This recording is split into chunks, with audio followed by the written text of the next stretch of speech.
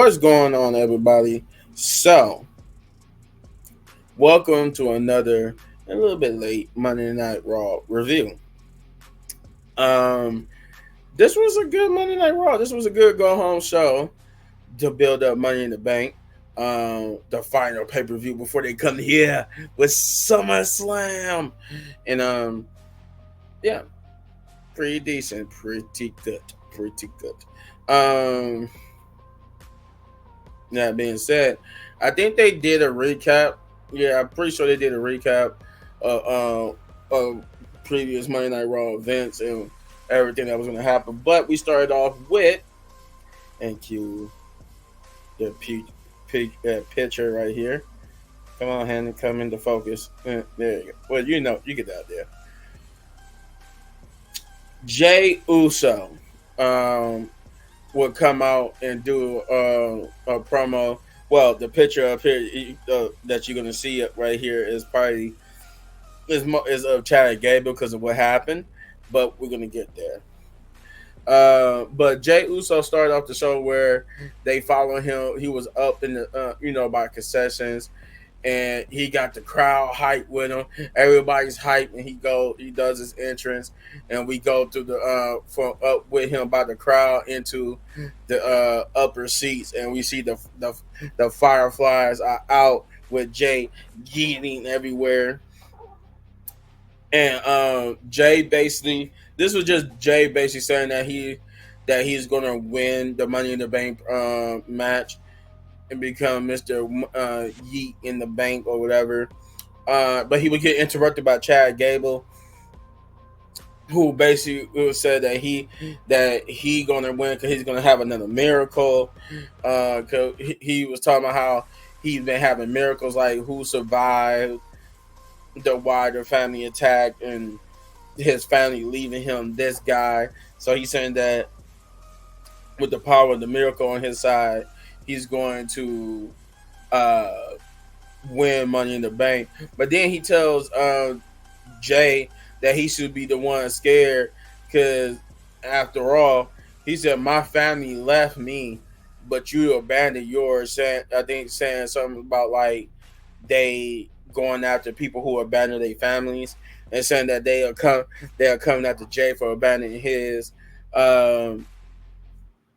He said he didn't abandon his family. He did what Otis and Cesaro and Maxine did, which was get away from a vindictive, manipulative person like him. But this would cause Chad to attack him, to which there were brawl with Jay getting the upper hand. And then, of course, boom. Cueing the Y6 is, which is why I use this picture, is because they would make their presence known. But this time, unlike last time where it was just Nikki Cross, it was everybody set for Bo Dallas. It was Nikki, Gacy, and what's his name? Dexter. And they character. And yeah, did I say Eric? Yeah, Eric too. So it was all four of them, except for it was everybody except for Bo Dallas. But they would like cut his path off. Like that's what you're like seeing in this picture, is that everywhere he went, there was a path that he could take to get like to the back, but it was cut off by either or. The only person who didn't cut him off was Nikki's character. Her character gave Michael Cole another box with another VHS tape to play, and that was your beginning promo. And then we would get to the first match of the night, which is Xavier Woods versus Karrion Kross. They could have had better opening matches, but that's not saying this was a bad opening match. This was a pretty decent one. This was a pretty decent opening match. So I give it good. This was a good opening match. They could have done worse, but they didn't. So this was a good match by far to further this little story between them. But I still just don't know where this is going. It my guess is this is heading towards the breakup of the New Day. Um, it will be cool to see Biggie return. This would be the renewal of the New Day, but I don't think that's what's going to happen. I think this is going to be the breakup of the New Day. That's why I think this story is going. But nonetheless, it was a good match with Karrion Kross picking up the well, not Karrion Kross, Xavier Woods picking up the victory here, but they would get jumped by the Final Testament laid out with the Final Testament standing tall. Uh, and then we get a funny backstage promo where Damian Priest is going into the locker room, the clubhouse of the Judgment Day. He hears noises and he goes in there and he sees like Dom, Liv, JD, and Finn, Carlito. They all having fun with Liv Morgan playing WWE 2K20. What's it? Yeah, 24. And Damien and Liv is like, oh well, here goes Damien. Like they treated Damien like he's the father of the group, and she's like the bad girl that he doesn't want around the boys. So she's like, oh, time to go. Hi Damien, I was just leaving. And I got my matches up next, which is that will be her next match. That will be the next match too, by the way. But yeah, Dominic was trying to explain like her presence,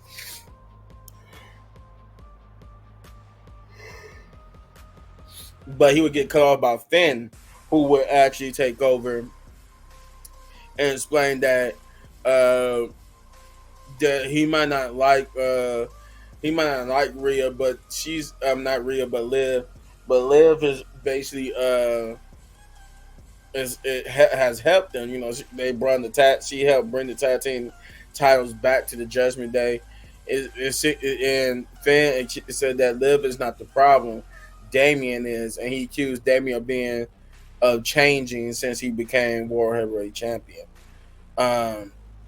This will lead into some other stuff for later, but then Damien also told Dominic to actually handle the issue with Liv Morgan because he's talked to Rhea. Rhea's pissed, and I think like he asked Dom how she talked to Rhea, and he said, "Yeah, he good. We all good." But that's when Damien Priest revealed that he actually really have talked to Rhea, and Rhea's pissed, and that she's pissed that Dom hasn't effectively got the title away from Liv, and the situation between them just getting worse and worse. And he's telling Dom to quit saying that he's going to handle the situation with Liv and actually handle the situation with Liv. We'll get a promo from Zelina Vega before her match, before going off for the match, basically saying that she doesn't want like Dominic's help, and that she's been that she's going to become basically women's world champion. Then that's where we get to the second match of the night, which is Zelina Vega versus Liv Morgan for the women's world championship, or the women's world heavyweight championship, as I like to call it. This was a pretty good match. This was a better match. I would actually would have preferred this match to be the first match of the night, but we got it as the second match of the night. But this was good between two. Zelina really took it to Liv, and I like how Liv in this situation was like compared to Zelina was like the powerhouse. Like they was given, and they they even said how normally Liv is not considered a powerhouse person, but in this aspect going up against Zelina, she was, and they actually showed that in the ring too, that she overpowers Zelina like a couple of times. So I like that. I like that they're trying to say because, and they said too that because of her stature, like Zelina got all the tools to be a champion, but it's her stature that kind of holds her back, and she gets overpowered easily by a lot of competitors. But she held her own against Liv, and this was a good match. But thanks to some shenanigans from Dominic Mysterio, who tried to help Liv Morgan would get the victory.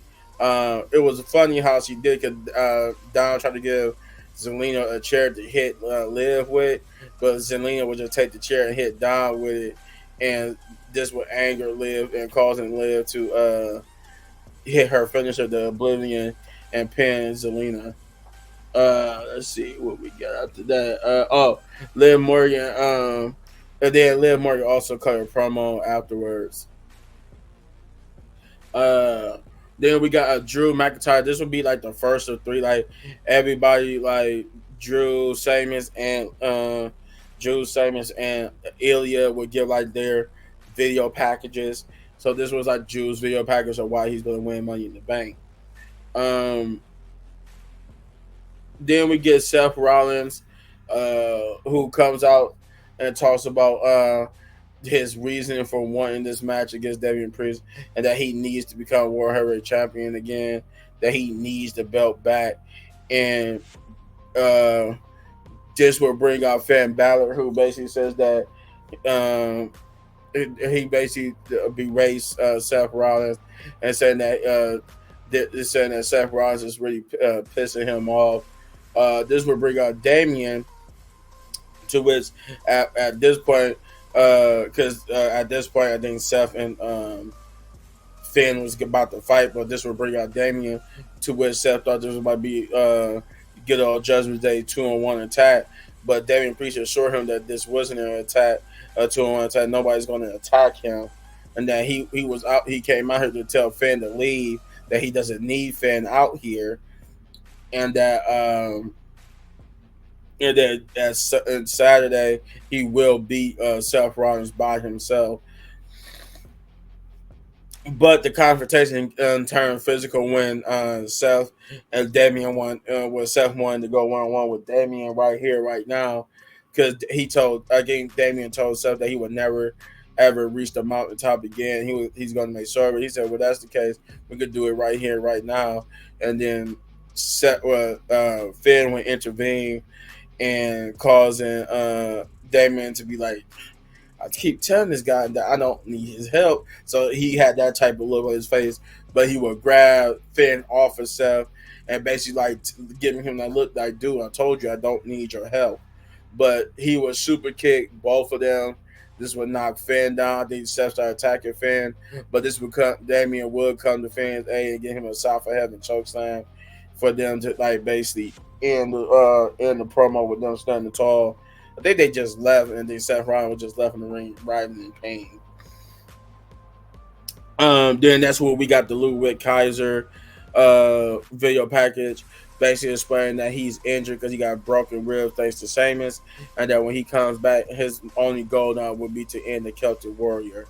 And then we'll just get a follow up to Damian Priest and Finn Balor backstage, with Damian Priest telling him that he appreciate him having his back and stuff, but he really meaning what he says, that he needs Finn and everybody to stay out of his match against Seth Rollins. And there I forgot too, with the Judgment Day earlier promo, they also talked about confronting Damian Priest about why he said he doesn't need to be, that the Judgment Day need him more than he needs it. That also was a thing of that promo. But we would get to the third match of the night, which is Dakota Kai versus Zoe Stark versus Ivy Niles for the final spot in the women's Money in the Bank ladder match. And this was a good one. This actually was a pretty good. This was like, up until this point, this and the Liv Morgan match was probably the two best matches so far. Man, this was a good one. It kind of started off slow, but it picked up towards, not even towards the middle, like just a couple of minutes afterwards. It, like I'd say about 5 minutes in, it kind of picked up. But it did start off a little slow and weird at the beginning, but it was still, by the end, we had a solid, good match. The person who won, I wanted to win, but I also wouldn't mind Ivy have winning this match, or Dakota, like any one of the three. but I knew who they was going to choose. But the other two, I wouldn't have mind. But in the end, Zoe Stark did win the match itself. And then we got the best promo of the night yet again.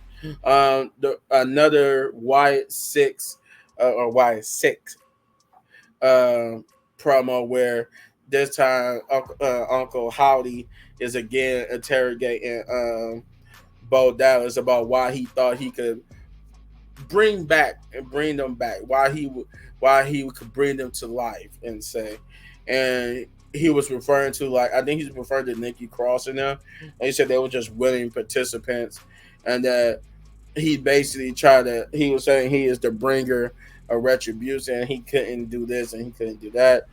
With Uncle Howdy saying, "There you are." Um,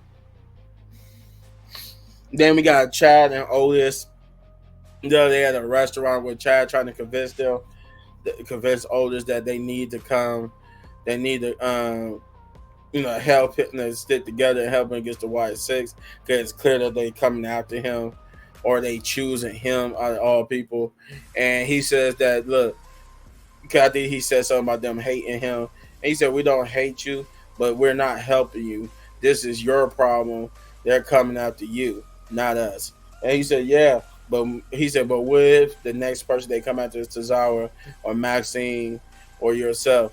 He said, he told him to think about it. And then as he leave, always Maxine and them would come to comfort Otis to see what was going on there.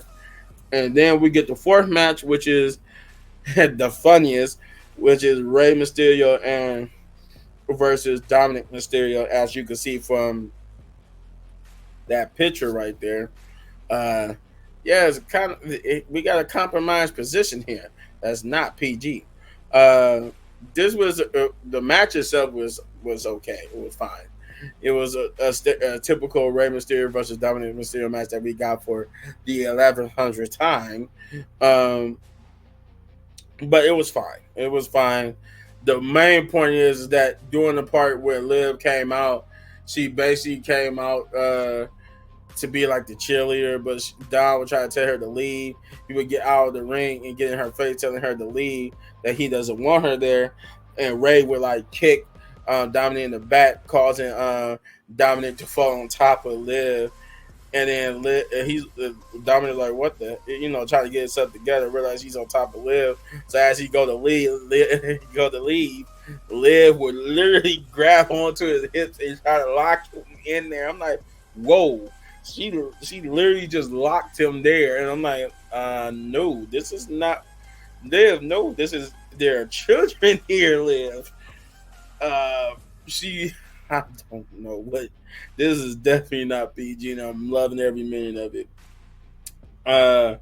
Rey Mysterio would get the victory thanks to Liv's continued distraction. I think like it came when like a little bit later after that.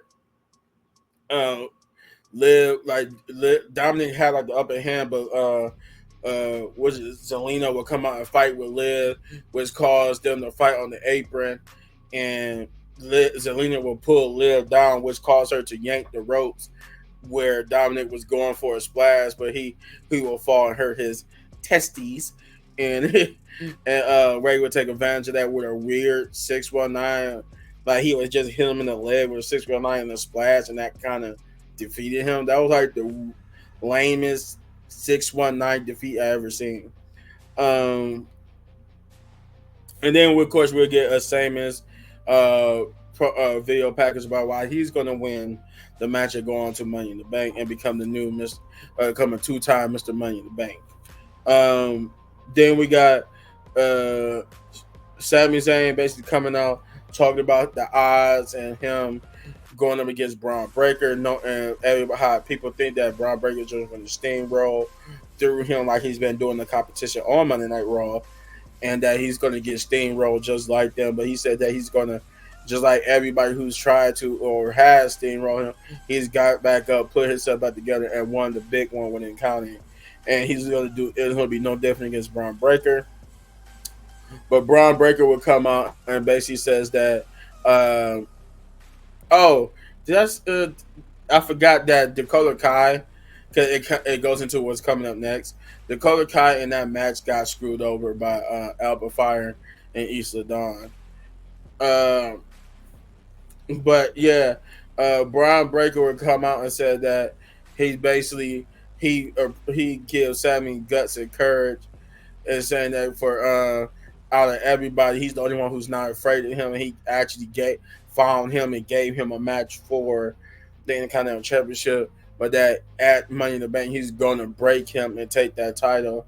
They would get into a brawl themselves with uh, at first Braun Breaker having the upper hand, but then he tried to do his signature attack after the attack is already over with.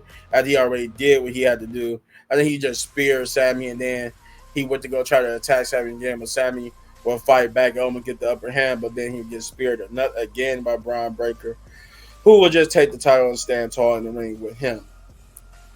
And then we got a Damage Control promo, which I was saying, where Dakota Continental was angry and talked about what Alba Fire and Isla Dawn did to them. And then they would get interrupted by Lyra Valkyrie, who basically said that they won't be able to help EO win the Money in the Bank, and that she will just climb the ladder faster than EO to grab the Money in the Bank briefcase. Then this will be a brawl. This will start a brawl between EO, Damage Control, and which I think it was Lyra Valkyrie and the Party Girls, Katana Chance and Kaden Carter. Um, then we get an Ilya Dragunov promo where he'll talk about why he's going to win and what the Money in the Bank briefcase could do for the winner. And then we get the main event, which is Drew McIntyre versus Ilya versus Sheamus for the final spot in the men's Money in the Bank ladder match. And this was a good one. This was by far the best match on the night.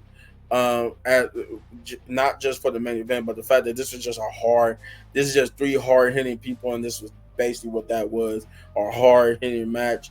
They beat the hell out of each other. I mean, they beat the hell out of each other. Good God.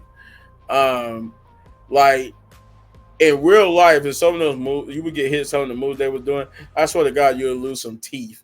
And like you would have lost a couple of teeth in that fight. It was a real fight.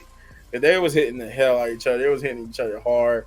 I mean, the chest meat is all bruised up and beat up. And that end of sequence was crazy. How basically I forgot what took out. I know Drew took out Ilya, and then it was just Sheamus and Drew, and they just went back and forth of changing blows and whatnot. I'm not sure if Sheamus got a bro kick off of Drew, but he got I think he just got the high knee that he almost won off of, but Drew would get the Claymore on Sheamus and pin Sheamus 1, 2, 3, and Drew would indeed take the final spot, and then he'll cut a promo to end the show by saying that he told you he was going to win the war and add Money in the Bank. He's not only going to win Money in the Bank, he's going to leave. He's going to leave Money in the Bank your new world heavyweight champion. As he said before, he plans on cashing in that same night to get that title from Damian Priest. Also, in his promo earlier, he did say that anybody try to get in his way and stop him from becoming world heavyweight champion, he's going to destroy them. From now on, that's his new goal. This was a good one. This was a good show. Could have been better in terms of go home shows, but it did get me hyped for Money in the Bank, so I guess it did its job. So in the end, I'm going to give this a 8. Yeah, 8 out of 10. Big ups. They've been solid, good 8 shows so far. So kudos to Triple H. He's keeping in there between 8. So only thing he can do is go up from there or go down if he feel like having a bad show. But looks like he's trying to head upwards with the regular show. So you let me know in the comments down below what you thought on Monday Night Raw, and if you enjoy my review, do you hit this button right here for all of my WWE reviews. And if you enjoy the video so much and want to support the channel, all you gotta do is hit that like, subscribe, share, hit that notification button, because we're trying to get to 10,000 subscribers. And as always, hit any one of these videos for more of my amazing content. And as Coming up next, we got a Quiet Place Day 1 review and some reactions. So, peace.